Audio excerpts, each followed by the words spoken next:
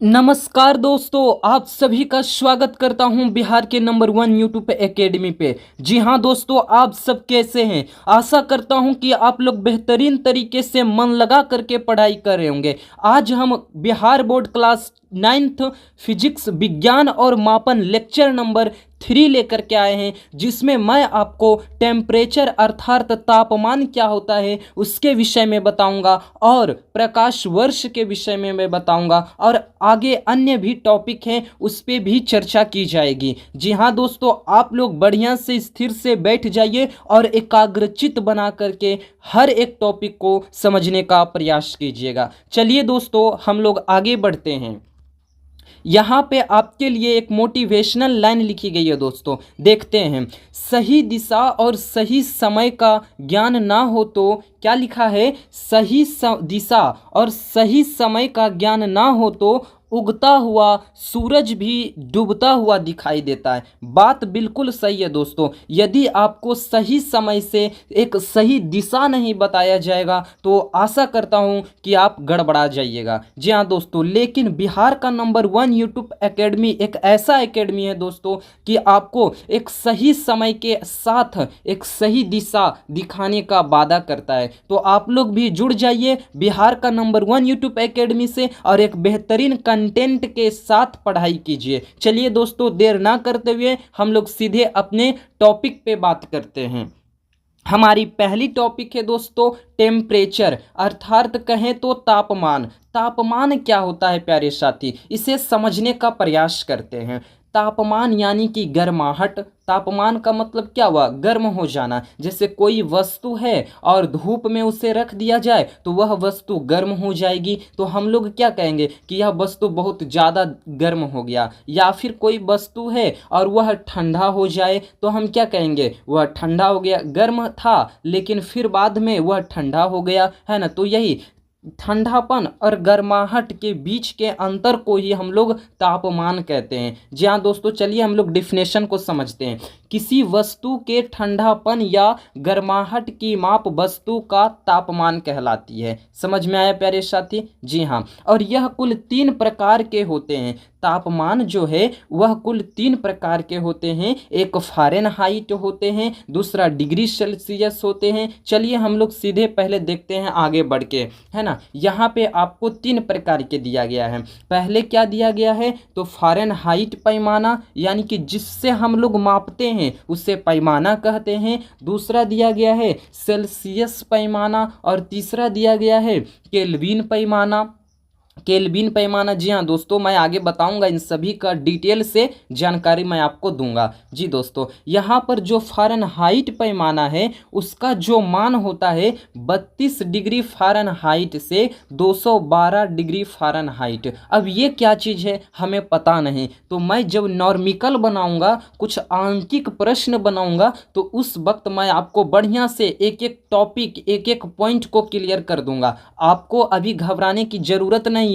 मैं सिर्फ अभी आपको इन सभी चीज़ों से परिचित करा रहा हूं। जैसे कि मैं एग्जांपल देता हूं, जब आप किसी से मिलते हैं तो सीधे उसके बारे में आप नहीं जानते हैं, आप उनसे नाम पूछते हैं, पहले आप परिचित होते हैं। ठीक उसी प्रकार से मैं आपको अभी सिर्फ दिखाने लाया हूं, परिचित कराने के लिए लाया हूं। इसके बाद तो आगे की लेक्चर अभी बाकी है मेरे प्यारे साथी, आगे देखिएगा तभी समझ में आपको आएगा। चलिए हम आगे बढ़ते हैं। जैसे यहाँ पे सेल्सियस पैमाना है तो इसका जो मान होता है वह 0 डिग्री सेल्सियस से 100 डिग्री सेल्सियस तक होता है। जी दोस्तों, और यहाँ पर केल्विन पैमाना, शायद आपके चैप्टर में केल्विन पैमाना की जिक्र की गई है और इस पर मैं नॉर्मिकल क्वेश्चन भी बनाऊंगा। जी हाँ दोस्तों, यहाँ पे जो केल्विन पैमाना होता है, पहले तो आपको ये समझना है केल्विन क्या चीज़ होता है, फ़ारेनहाइट क्या चीज़ होता है, सेल्सियस पैमाना क्या चीज़ होता है। तो सब्र कीजिए, ये सभी चीज़ आपको बताए जाएंगे।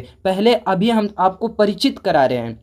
यहाँ पर जो केल्विन पैमाना का मान होता है वह 273.5 5 केल्विन, 15 केल्विन, जी हाँ दोस्तों 15 केल्विन, या फिर आप जीरो यानी कि पॉइंट ना दे करके 15 केल्विन नहीं भी लिख सकते हैं, आप सिर्फ लिख सकते हैं कितना, तो 273 लिख सकते हो। और यहाँ पे 373.15 केल्विन होता है, यानी इसका एक्यूरेट मान मैं बता रहा हूँ। आगे देखते हैं, है ना। केल्विन पैमाना का भी सूत्र होता है और फ़ारेनहाइट का भी सूत्र होता है, मैं आपको बताऊंगा। यहाँ पे पहले अभी देख लीजिए, ठीक है दोस्तों। यहाँ पे कुछ तथ्य दिए गए हैं, कुछ प्रमुख बातें दी गई हैं, कुछ पॉइंट है, उसे समझने का प्रयास करते हैं। हमारी पहली पॉइंट जो है, कभी कभी इससे बड़े मात्रक किलो कैलोरी का भी उपयोग किया जाता है। अभी हमने 3 मात्रक पढ़ चुका है, कौन कौन से पढ़े हैं थोड़ा सा देख लेते हैं। फ़ारेनहाइट पैमाना पढ़ा, दूसरा सेल्सियस पैमाना पढ़ा और तीसरा केल्विन पैमाना पढ़ा। लेकिन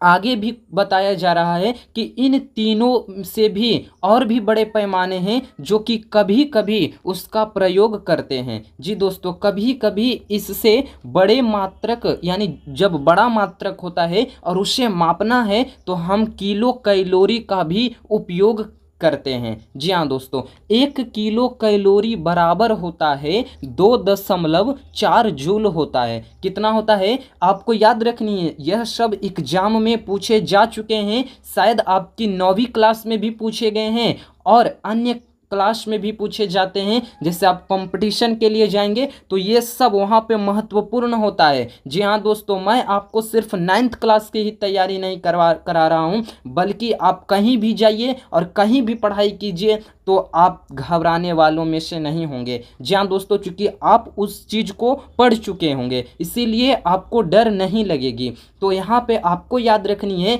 1 किलो कैलोरी बराबर होता है 2.4 जूल। कितना? 2.4 जूल। आगे बढ़ते हैं प्यारे साथी।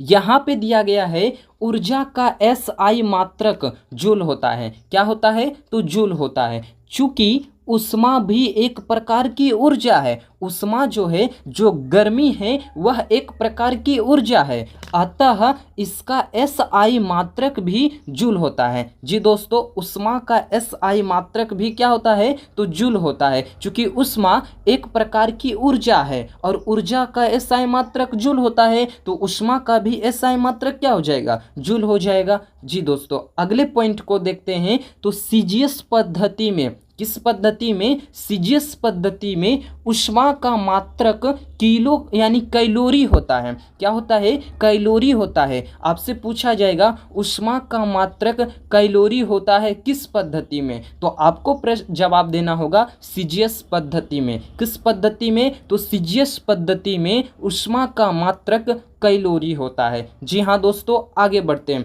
आई होप कि आपको सारी चीज़ें समझ में आ रही है। यदि समझ में आ रही है तो वीडियो को लाइक कीजिए दोस्तों, वीडियो को शेयर कीजिए। चलिए आगे बढ़ते हैं हम आगे बढ़ते हैं तो कुछ महत्वपूर्ण तथ्य दिए गए हैं जो तापमान से ही रिलेटेड थे। मैंने जो पीछे पढ़ा वह कुछ पॉइंट थे, है ना, जिसे ऑब्जेक्टिव टाइप से कुछ इस प्रकार से आप समझ लीजिए। आपसे जब भी पूछे जाएंगे तो यही सब आपसे पूछे जाएंगे। और यहाँ पे उसके विषय में, तापमान के विषय में कुछ महत्वपूर्ण और भी जानकारियाँ हैं जो मैं आपको देना चाहता हूँ। चलिए दोस्तों, बढ़िया से समझने का प्रयास करते हैं। तापमान को थर्मामीटर उपकरण द्वारा मापा जाता है। जी हाँ दोस्तों, तापमान को थर्मामीटर से भी मापते हैं। जैसे कि किसी व्यक्ति को बुखार लग जाती है तो उनके शरीर क्या होते हैं? गर्म हो जाते हैं, यानी उसके भीतर तापमान बढ़ जाती है और डॉक्टर लोग क्या करते हैं? थर्मामीटर लगा करके, है ना, थर्मामीटर जो होता है ना, उनके भीतर पारा भरा होता है। जी हाँ दोस्तों, वो अपने मतलब कि डॉक्टर साहब जो होते हैं वे चेक करते हैं कि इनकी तापमान कितनी है इसकी शरीर की, है ना। तो तापमान को किससे मापा जाता है? थर्मामीटर उपकरण से भी मापते हैं और यह डॉक्टरी कार्य में प्रयोग किया जाता है। तो आपसे पूछ सकता है कि थर्मामीटर का प्रयोग कहाँ प्रयोग किया जाता है, तो आपको बतानी है डॉक्टरी कार्यों में।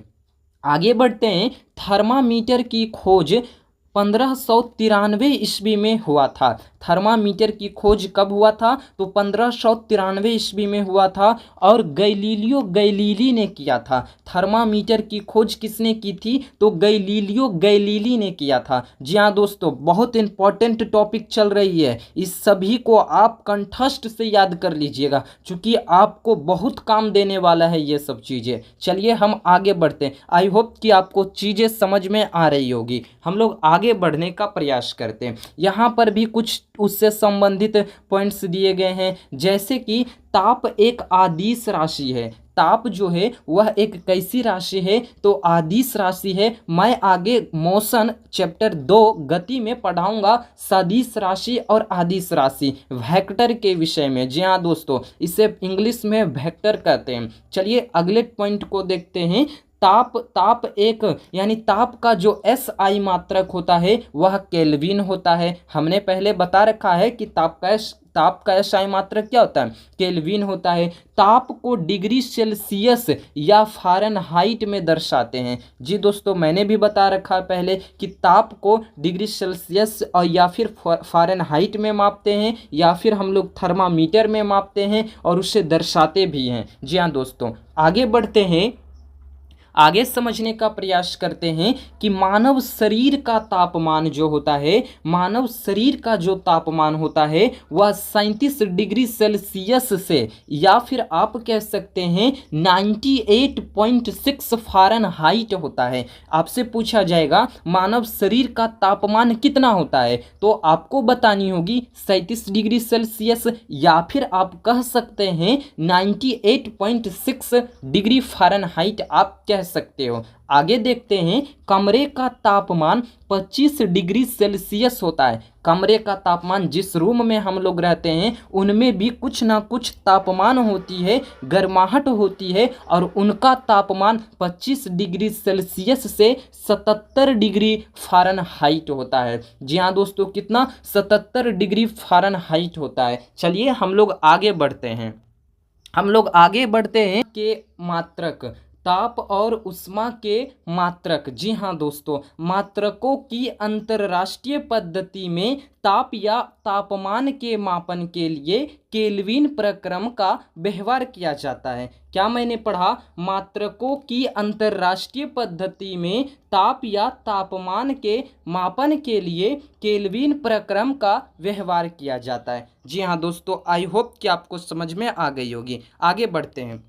यहाँ पे आपके लिए कुछ फार्मूला दिया गया है जो कि काफ़ी इम्पोर्टेंट फार्मूला है, और जब मैं नॉर्मिकल सॉल्व कराऊंगा तो उस समय यह फार्मूला आपको काम आएंगे। चलिए हम लोग देखते हैं। यहाँ पे आपको F यानी कि यह हमारा जो है फ़ारेनहाइट का फार्मूला है, और ये जो है हमारा केल्विन का फार्मूला होता है। जी हाँ दोस्तों, फ़ारेनहाइट बराबर होता है 9/5 यानी कि 9/5 डिग्री सेल्सियस प्लस 32। क्या चीज़? प्लस 32 होता है। और केल्विन में होता है क्या चीज़? है ना, केल्विन बराबर डिग्री सेल्सियस प्लस 273। कितना? प्लस 273। आप सिर्फ इसी प्रकार से आप याद कर लीजिए, जब मैं सॉल्व कराऊंगा तो आपको समझ में आ जाएंगे। जी हाँ दोस्तों, हम लोग आगे बढ़ते हैं।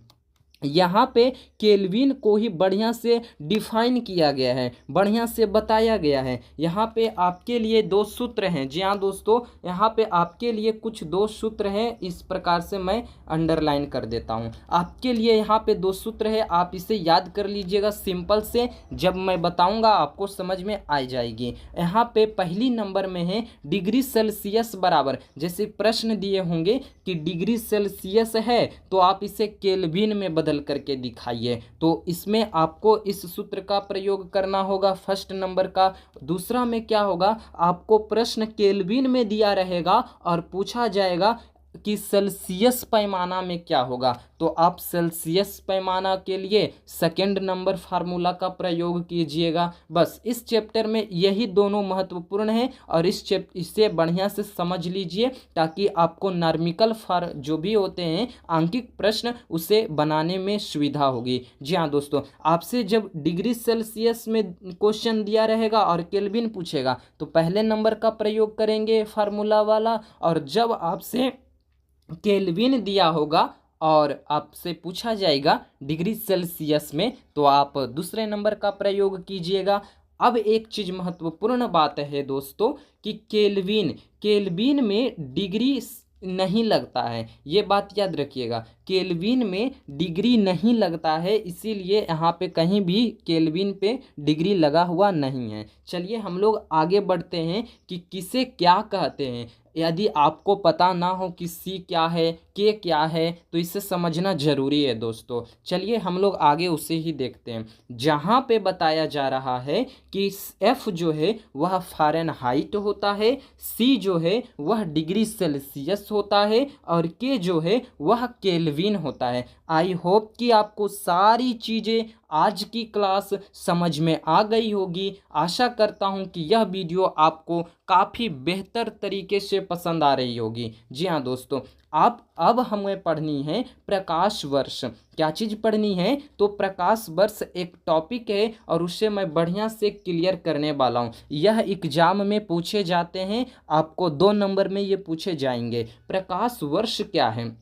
तो निर्वात में प्रकाश के द्वारा एक वर्ष में तय की गई दूरी को यानी कुल दूरी को प्रकाश वर्ष कहते हैं। निर्वात का मतलब क्या होता है प्यारे साथी? तो निर्वात का मतलब होता है जहां हवा नहीं चलती हो, दम पूरा हवा, एक भी हवा ना चलती हो, दम पूरा शांत होनी चाहिए वहां पे, उसे हम लोग कहते हैं निर्वात। और उस समय यदि प्रकाश के द्वारा एक वर्ष में तय की गई कुल दूरी को प्रकाश वर्ष कहते हैं। और प्रकाश वर्ष दूरी का मात्रक होता है। प्रकाश वर्ष जो है किसका मात्रक होता है? तो दूरी का मात्रक होता है। आपको याद रखनी है कि दूरी का मात्रक क्या होता है, तो आप बताइएगा। प्रकाश वर्ष होता है। वायु में प्रकाश की चाल कितनी होती है? तो वायु में जो प्रकाश की चाल होती है वह 3 लाख किलोमीटर होती है। जी हाँ दोस्तों, आप इसे भी याद रखिएगा।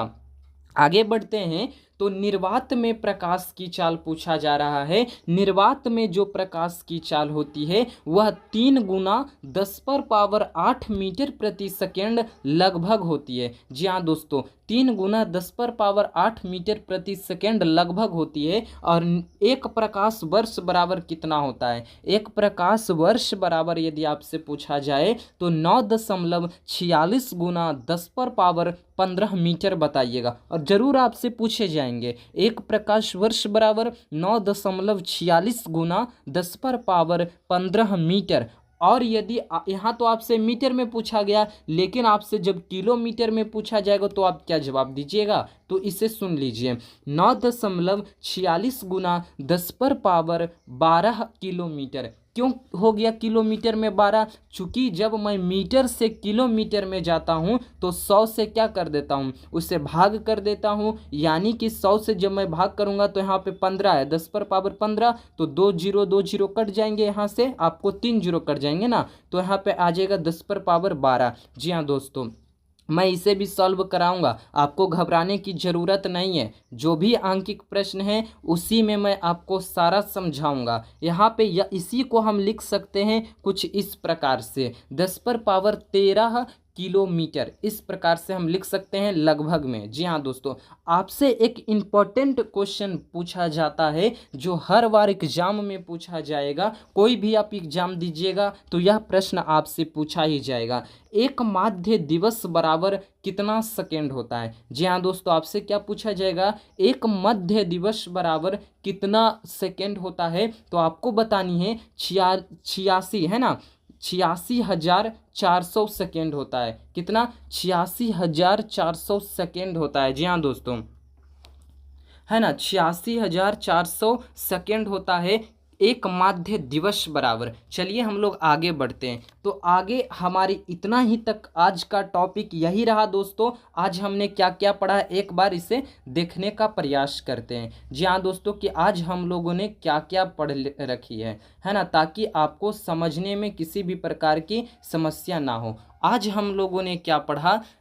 तापमान के विषय में पढ़ा, टेम्परेचर पढ़ा कि तापमान क्या चीज़ होती है, इसके विषय में मैंने पढ़ा। उसके बाद क्या पढ़ा?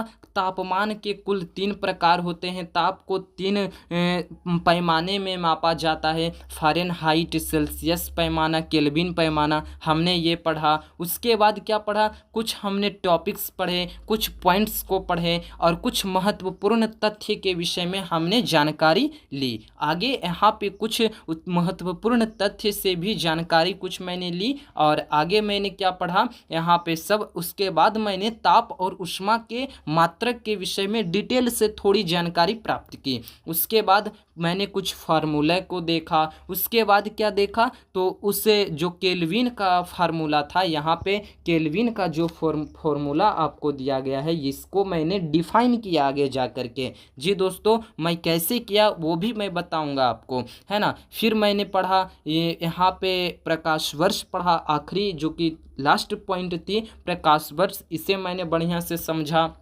और उनके कुछ पॉइंट्स के बारे में मैंने पढ़ाई की। यहीं तक हमारी वीडियो समाप्त होती है प्यारे साथी। आशा करता हूं कि यह वीडियो आपको काफ़ी अच्छी लगी तो लाइक कीजिएगा, चैनल पे नए हैं तो चैनल को अवश्य सब्सक्राइब कर लीजिएगा। थैंक यू दोस्तों, बहुत बहुत धन्यवाद।